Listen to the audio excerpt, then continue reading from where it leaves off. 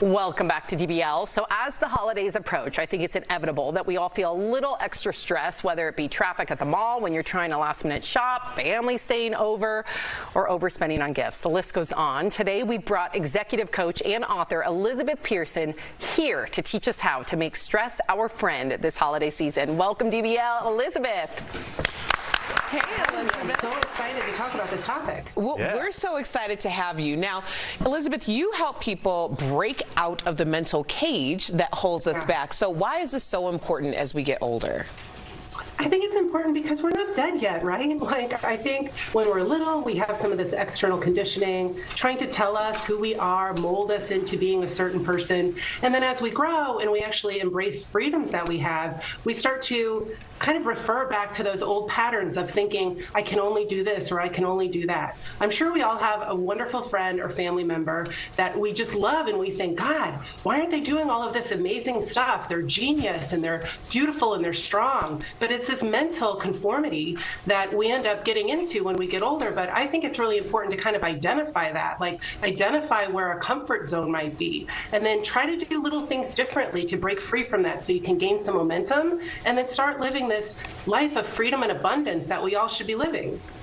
I love it. That was great advice. It really is, and I was excited to ask you this question because I feel like the holidays are different. There's almost kind of two different kinds of people. There's people that show up and eat and open gifts, and there's the people that plan everything. Flights, grandpa needs this, you know, all this. So, like, the holidays are actually really stressful for a lot of people.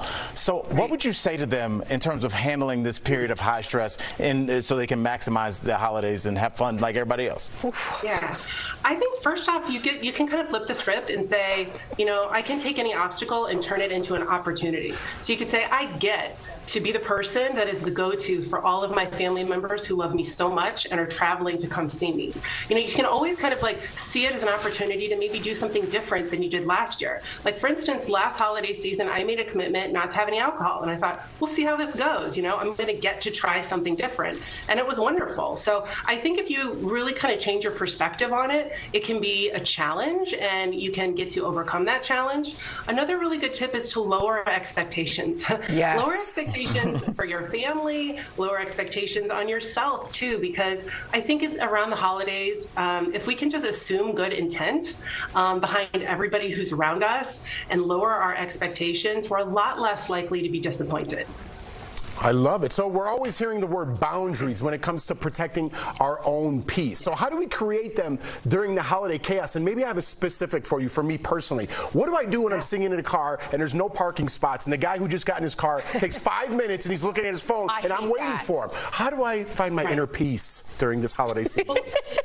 I think in that specific instance, you could think that maybe he's texting somebody who's in the middle of a crisis or emergency. You never really know. I tell this story. My husband, you know, traveled a lot and his flights were delayed quite frequently. And there was one time it was delayed like 4 hours. It was brutal. I was at home with the kids. I wanted him to get back. And it turned out when they were boarding, a guy had a cardiac arrest in line. And so we thought about, gosh, if he was on that plane, that man might not have survived. He might not have had those people there to save his life.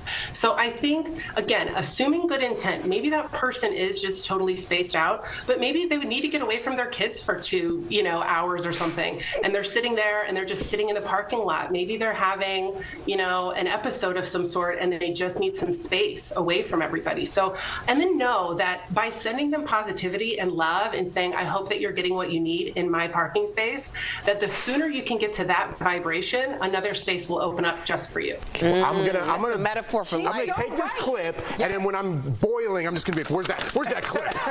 Thanks, Elizabeth. Thank you. She's right. You're right. Flipping the script, perspective can change like your whole attitude and your outcome. So I have to ask you this because the holidays are supposed to be the happiest time. Nobody wants any conflict or to cause conflict. So what do you actually say to a person that you want to set a boundary with? What would your script be?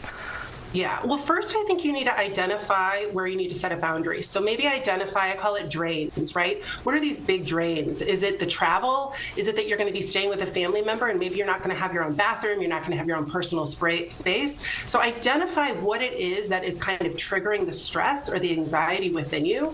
And then I think have a candid conversation, maybe with a hostess or whoever's house you're in, and say, I know that you want me to be happy and joyful while I'm here, because as we know, that will spread to everybody else in your environment. So what I'm going to need is maybe from 3 to 4 every day.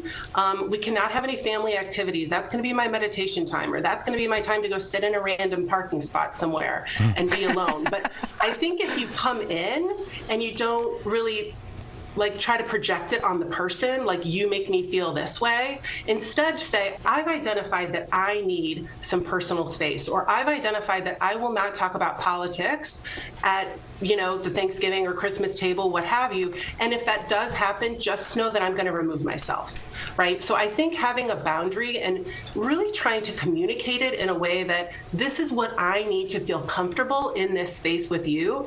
I think everybody is going to want to honor that, and it doesn't finger point at somebody else if you just really are vocalizing what you need. I love that, because then it saves all the passive aggressiveness, right? Yeah. It's like you just cut to the chase. This is what I need. Oh, sure. Here, we'll arrange that for you. Boom. But nobody does it. Nobody does it. If you can't do that, then I will fix it myself. Yep. But it really is 100% accountability. And I think a lot of times people try to hold others to agreements that they never made.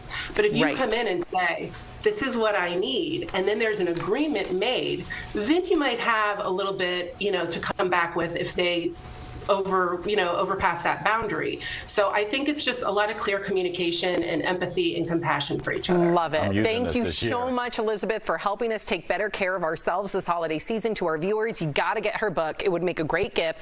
You can pick up a copy of Career Confinement wherever books are sold. We'll be right back. Thank you, Elizabeth. Happy holidays. Thank you. You too.